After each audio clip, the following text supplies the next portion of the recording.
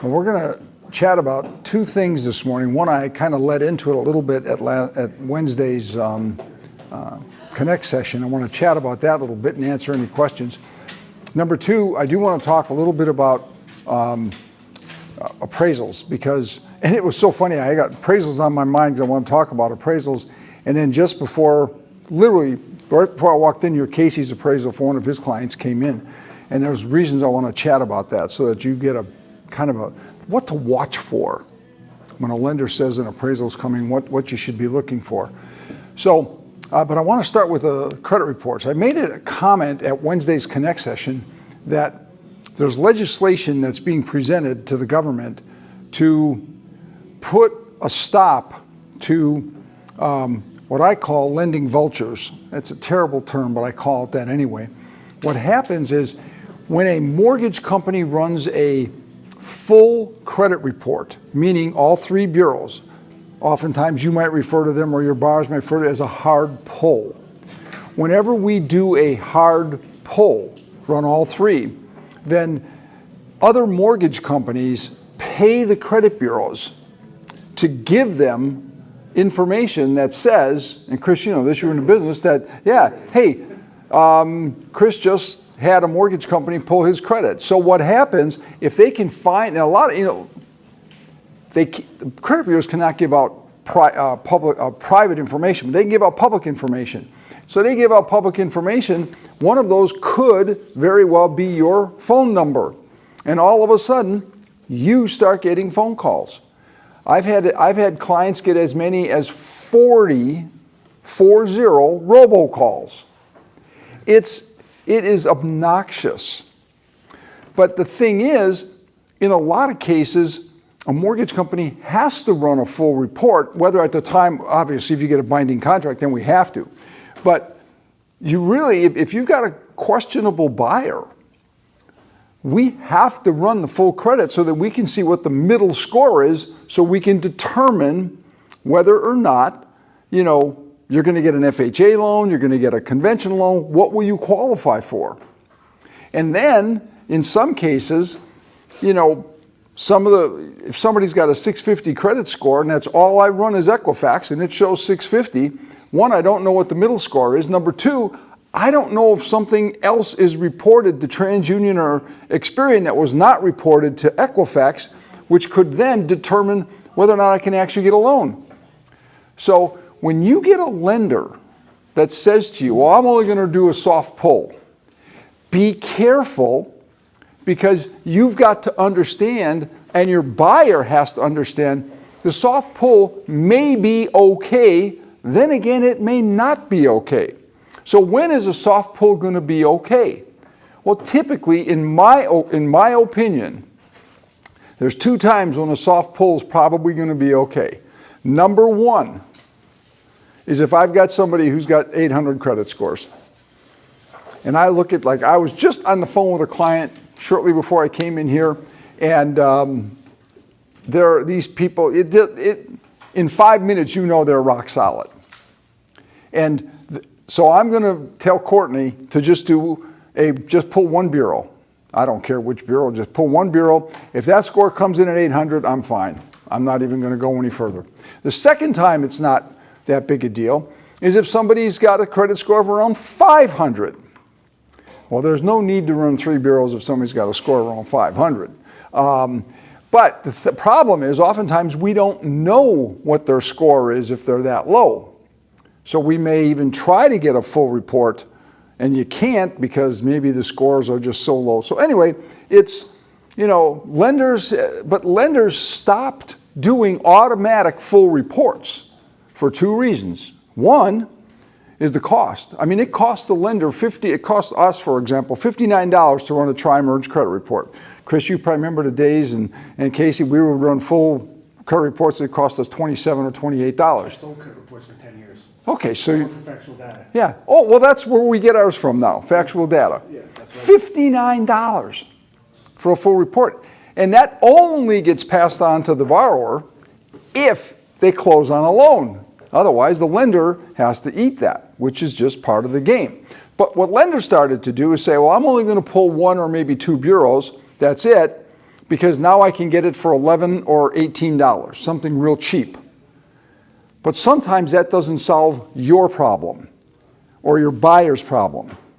So one of the questions I would be asking if I'm a real estate agent and I've got a lender that I'm not familiar with, my buyer came in, and I don't know if any of you read Friday's Finest this last week, but if you did, this is one of those things you have got to make sure that that lender is doing their job in the right manner. And one of the questions is, did you run a full credit report or did you just do a soft pull? Did you do a soft pull with one bureau or two bureaus? I know you can't give me the credit score, but are they okay? I want you to put that in writing to me. Again, assuming that you don't know the lender. So you've got to do that because lenders have stopped automatically doing full-blown credit reports. I said there were two reasons why. One is cost. The other reason why they're not doing it is because of these stupid robocalls. Because they don't want the competition. So Chris refers me a borrower, and I go ahead and I run a full-blown credit report on this borrower. Literally, within 24 hours, they start getting all these phone calls. So now all of a sudden, Chris has referred the borrower to me. Now I got competition from 8, 16, 30 different mortgage companies, all trying to convince that person that they should let them do the business. I call them mortgage vultures. You know, I've been doing it now for almost 34 years. Never in my 34 years have I made those phone calls. Ever. To me, I think it's just ridiculous. I mean, if Casey wants to refer me business or Jeff or Alyssa, somebody wants to, thank you. That's what I'm going to concentrate on that. If you refer to somebody else, that's fine. You refer to somebody else. I'm not going to go mess with it. It doesn't make any sense. But that's not how the industry works. So there is now legislation sitting in front of Congress that says, could you tell the bureaus, Equifax, TransUnion, and Experian, that they cannot sell that information? Boy, that would be a blessing. So now it's not. What's that? It's not like a rule, like it's not a privacy protection. Well, no, they can disclose public information. There's difference between public and private. So like they can't, if I run a full-blown report, that report is not available to anybody else, just available to us. But inside that report is public information. Your name is public information. If you go and Google your name and you find phone numbers for you, that is now public information. And with social media today, there's a ton of public information because you and I put it in our public information. We put it out there. So they can go and capture that information, which is not private because we, meaning us individually, we make it not private because we put it out there to the world. So people can start making phone calls. But then don't they tell them, when they publish that information, don't they tell them so-and-so is looking for credit, is looking for a mortgage, is that? Yeah, and that's what happens. The Bureau simply says a full-blown mortgage credit report was pulled on this customer. If Rocket Mortgage pays to get that information, it's immediately reported to Rocket, literally within 10 minutes. And then they distribute it to their online loan officers and they start making phone calls. That's how it works. Chris? I don't know if you know this, but you can call factual data and you can get an opt-out. So the borrowers can opt out from having their information sold. And it takes Oh, yes. 24 to 48 hours for it to go through before you pull the credit report. That's true. That is just... But again, I can't do that on a full report.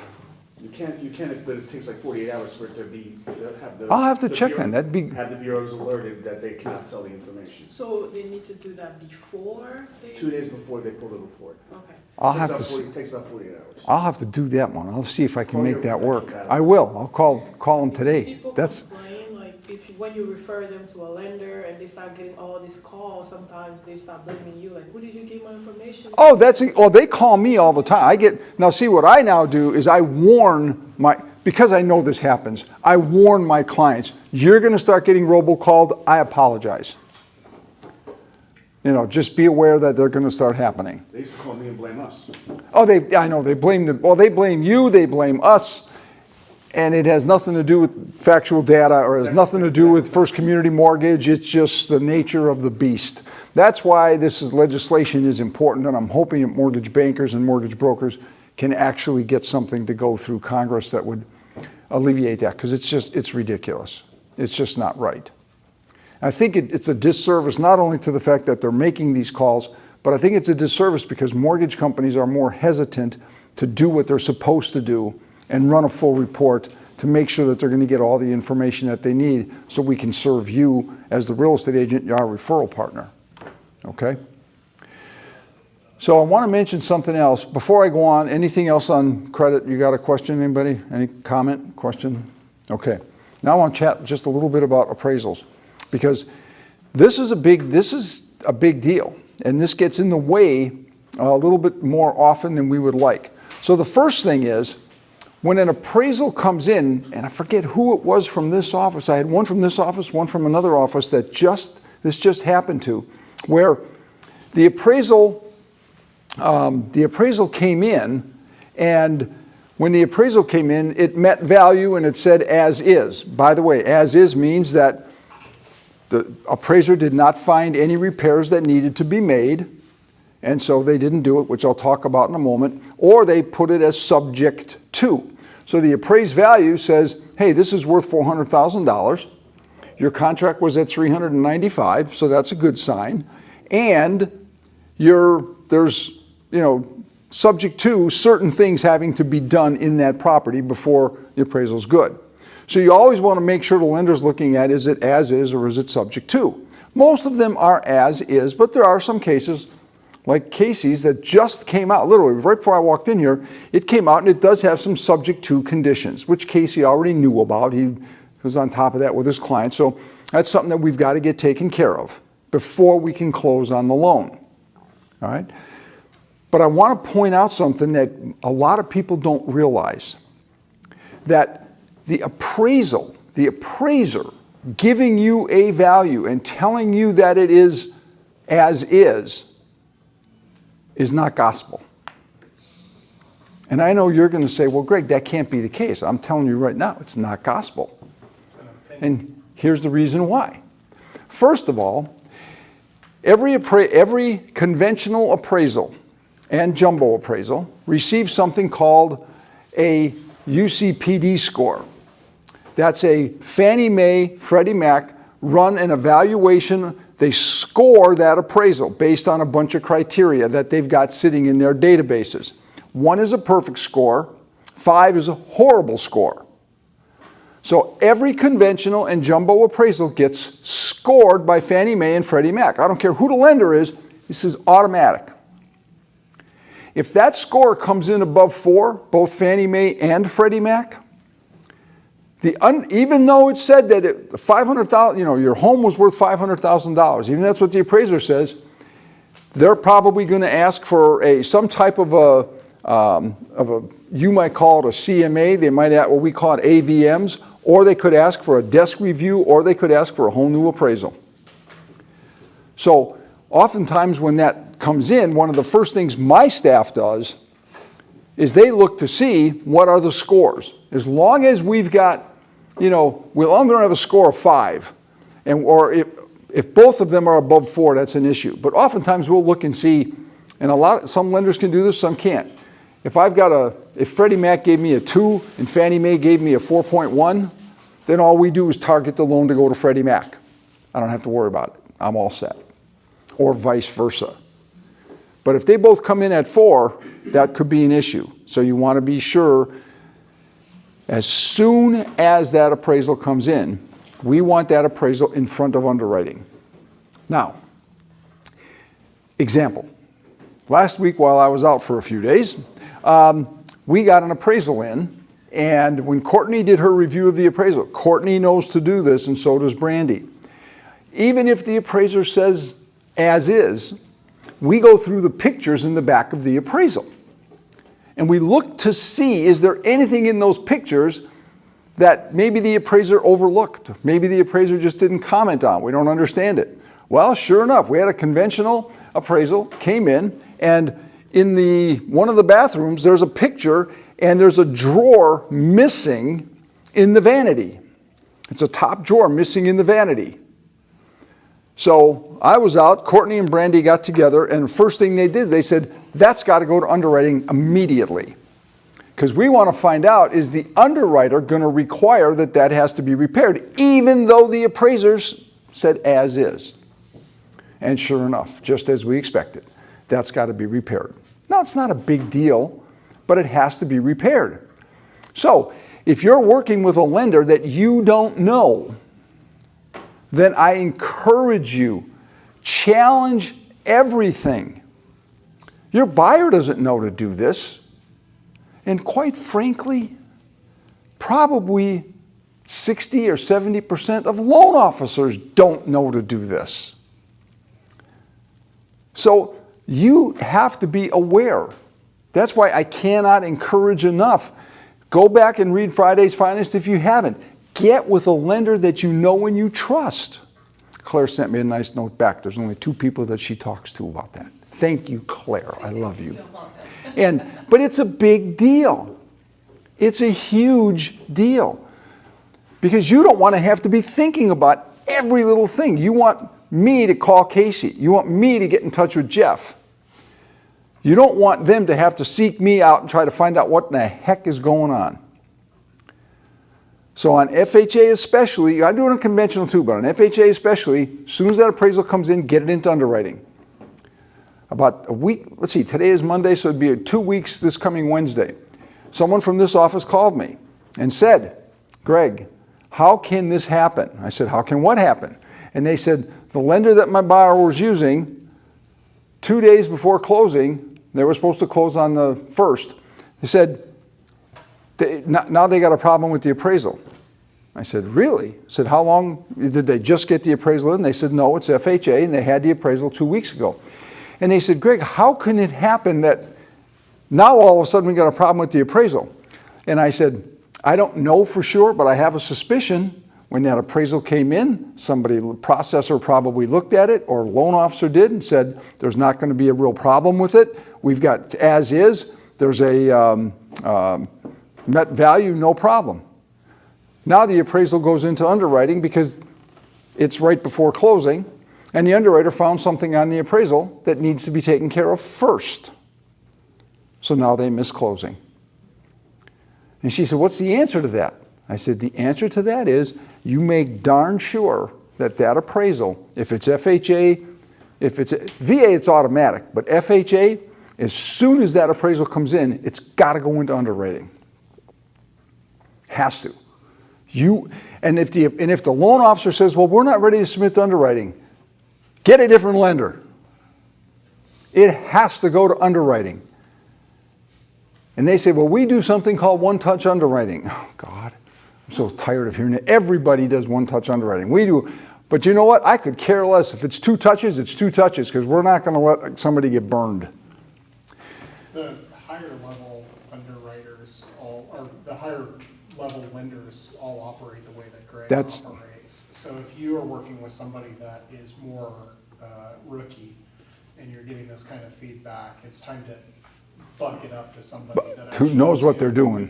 And it's important for you to really understand the dynamic of what Greg's talking about, because you might get put in a situation where you have to plead your case to somebody. Yep. And if they know that you know the right way that it is supposed to be done, they'll feel stupid if they don't do what you're telling them to do, which is how you win that argument. The other situation is on jumbo loans. Claire and I just closed a real nice jumbo loan a couple of weeks ago. And jumbo loans have a different set of rules because it's not a Fannie Mae, Freddie Mac loan. The bank who's actually going to provide, we provide the money for the closing, but that loan's going to a specific institution. They write their own guidelines. And everybody on jumbo loans has a little bit different twist on their guidelines. And one of the big ones is on appraisals. Jumbo appraisals oftentimes they are going to require something called a CDA. CDA is a fancy word for a way that they can verify that the value that was assigned to it by from another third party is going to be okay. It's not a second appraisal. It's an evaluation of both the appraisal and their estimate of what this property should be.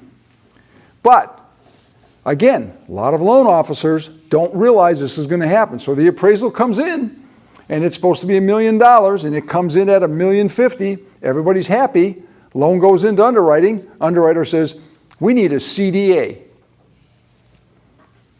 Processor, loan officer, they're wondering, what am I supposed to do now? I mean, we're 3 days from closing. CDAs take 48 hours. If you rush them, you can get them in 24, and you got to pay a big chunk of money to get it. So again, if it's a jumbo loan, one of the first things that you want to do, if you're doing a jumbo loan, you do not know the lender. Even if you know the lender, even if you know me, don't be afraid to call me and tell me. But what you want to do is ask, when that appraisal comes in, did it go to underwriting immediately? You do not want to be burned. That's critical. So FHA and jumbo, you've got to get into underwriting right away. And then the second thing is, just because it says as is, look at the pictures in the back. Make sure that it looks like that. Yes? And this is just like to meet the value that they say it is, right? Because if it's like, let's say it's a fixer-upper and clearly needs work, but they're saying, okay, we can't move forward unless this drawer gets fixed. Correct. Is that just because that's the value that it's set, and if it's the drawer's messed up, then it messes up the value? Or? Well, here's the thing. Yes and no. Okay. They're saying that the property is worth $400,000, but there's a drawer that's here that's not fixed. That's not, one drawer in a vanity is not going to affect $400,000 property, but it could be considered a health or safety issue. If there's a health or safety issue, then it has to be taken care of. I did a loan for Camille a couple years ago, and her client, a tree fell in their backyard. The appraiser took all the pictures, and I mean, you could see the tree over the deck, crashed through the deck. The deck was all smashed up and a disaster. And we got the appraisal, and it says as is. And I said, it's impossible. This does not take a rocket scientist. There is no way it is as is. That deck's got to be repaired. It's a health and safety issue, first of all. And you're telling me that this house is valued at this without a new deck and a tree that is obviously got to be removed? Remember the swimming pool? Oh, yeah, yeah. The free swimming pool? Yes. I mean, there's... We did a whole run-up to make an offer on this property contingent around, we were sure that this destroyed swimming pool was going to be a trip fall hazard on the deal. I mean, it was a pit in the ground, and there was no fault. I mean, it was a 10-foot pit in the ground behind the house. And we had positioned ourselves to negotiate repairs and get it da-da-da-da-da-da-da. And then when the appraisal came through, it's like, no problem here. It's, you just... Ask me afterwards, the story gets weird. You have to be so careful because, again, that's all I'm saying. Appraisers are not the final answer. And you say, but Greg, why aren't they the final answer? Because they're not the one loaning the money. The one loaning the money is the institution, the bank. We're the one loaning the money. So guess what? If there's a problem with that appraisal, they don't go after the appraiser. The Fannie Mae, Freddie Mac, whoever it happens to be, they go after the lender because it's our responsibility to make sure that this is correct. So we've covered quite a bit, and I've taken a little bit more time. So any questions before we break? All right, thanks everybody.